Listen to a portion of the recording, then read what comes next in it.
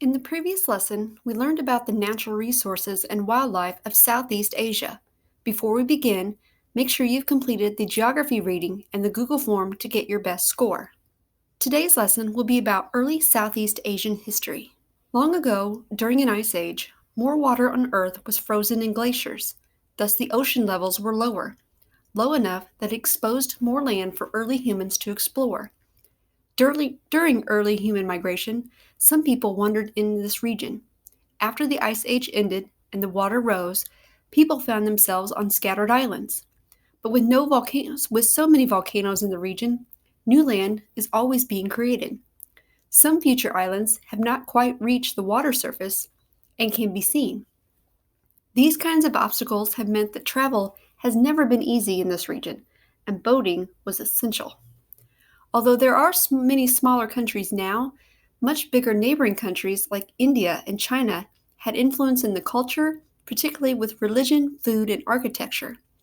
By the 1500s, though, when Europeans realized the earth was round and they wouldn't fall off, they arrived in Southeast Asia, ready to trade goods and eventually people.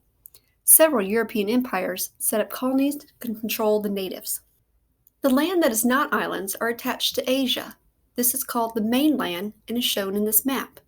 Because the mainland borders India and China, their influence was even greater here.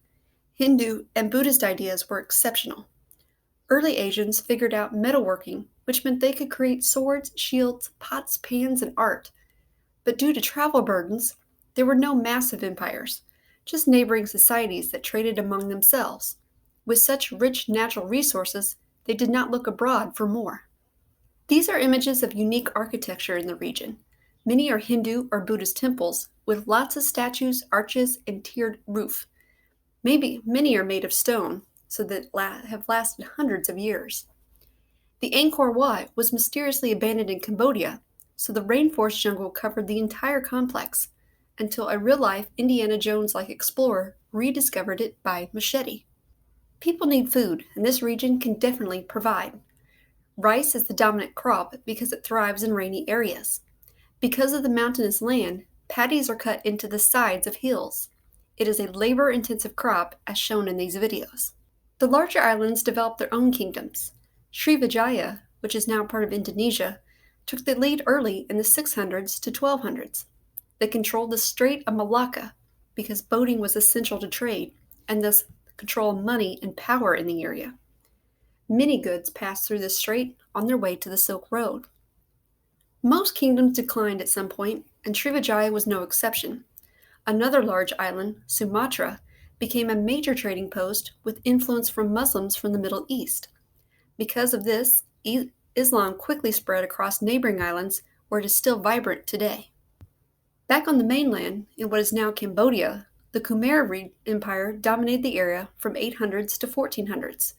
Their major efforts were in architecture. They built the Angkor Wat, which was once the largest city in the world. Angkor Wat has also inspired various video games and is now a major tourist destination. Today's assignment is a Google form posted in Google Classwork reviewing the history from this lesson.